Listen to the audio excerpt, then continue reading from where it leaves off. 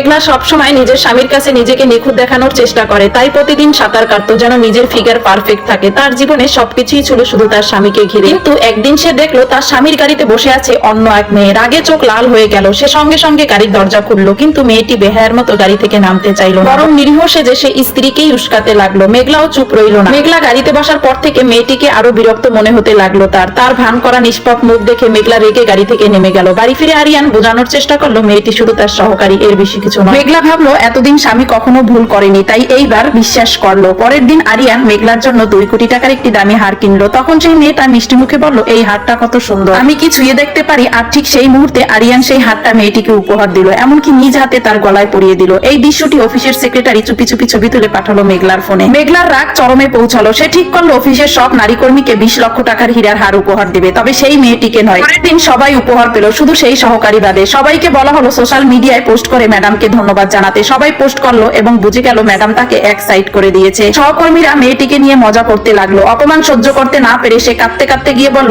আরিয়ানের কাছে। স্বামী না ভেবে স্ত্রীকেই দোষারোপ করলো, তুমি ইচ্ছে করে মেয়েটিকে অপমান করেছো। রাতে আরিয়ান সেই মেয়েটিকে নিয়েই বাড়ি ফিরলো। বলল দুজনে মুখোমুখি কথা হওয়া দরকার। মেঘলা সরাসরি মেয়েটিকে হুমকি দিল, তুমি আমার স্বামীর সেক্রেটারি হও বা শিক্ষক, তাতে আমার কোনো যায় আসে না, কিন্তু আমি তোমার বসের স্ত্রী। যে আমার স্বামীর সাথে ফ্লার্ট করবে আমি তাকে ছেড়ে দেব না। কিন্তু স্বামী তবু স্ত্রীর দোষ খুঁজে গেল। পরের দিন অফিসে মেয়েটিকে ঝাড়ু দেওয়া আর মেজে পরিষ্কার করার কাজ দেওয়া হলো। সবাই হাসছিল। ঠিক তখনই আরিয়ান এলো আর মেয়েটি কান্না করে তার সামনে বসে পড়লো। আরিয়ান আবারও তার অভিনয় বিশ্বাস করলো এবং রাগে বাড়ি ফিরে মেঘলার সাথে ঝগড়া শুরু করলো। প্রথমবার স্বামী অন্য কোনো মেয়ের জন্য স্ত্রীর উপর রাগ দেখালো। এরপরই সে সবার সামনে মেয়েটির হাত ধরে তাকে নিজের পার্সোনাল অ্যাসিস্ট্যান্ট বানিয়ে পুরানো সেক্রেটারিকে চাকরি থেকে বের করে দিল। পরের দিন আরিয়ান মেয়েটিকে স্ত্রীর সামনে এনে শান্ত গলায় বলল, যা করতে চাও করো, কিন্তু আমার ঘর থেকে বেরিয়ে যাও। মেঘলা বুঝে গেল বিয়ে শেষ হয়ে গেছে। এরপর আরিয়ান মেয়েটিকে নিয়ে পার্টিতে যাওয়া শুরু করলো। বিলাসবহুল অনুষ্ঠানে অংশ নিল। মেয়েটি সোশ্যাল মিডিয়ায় ছবি পোস্ট করতে লাগলো। সব দেখে মেঘলা সিদ্ধান্ত নিল এখনই ডিভোর্স নেওয়াই একমাত্র উপায়। সে সেক্রেটারিকে ফোন করে বলল, প্রপার্টির ভাগের কাগজ তৈরি করো, আমি ডিভোর্স ফাইল করব। ঠিক তখন আরিয়ানের ফোন এলো, মায়ের জন্মদিন, তোমাকে যেতেই হবে। মেঘলাও রাজি হলো, কিন্তু বাড়ির সব জিনিস এমনকি ছবিগুলো কাজের লোককে দিয়ে সরিয়ে ফেললো। আরিয়ান এলো, গাড়ির পেছনের সিটে বসা সেই একই মেয়ে। মেয়েটি বলল,